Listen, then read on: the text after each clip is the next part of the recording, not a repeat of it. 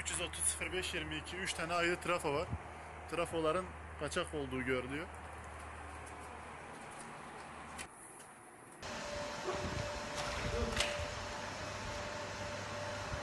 Neresin ya ben bu? Al abi. Nasıl bir cihazdır ya? Al yanaşma. Dikkat et. Elektriği var.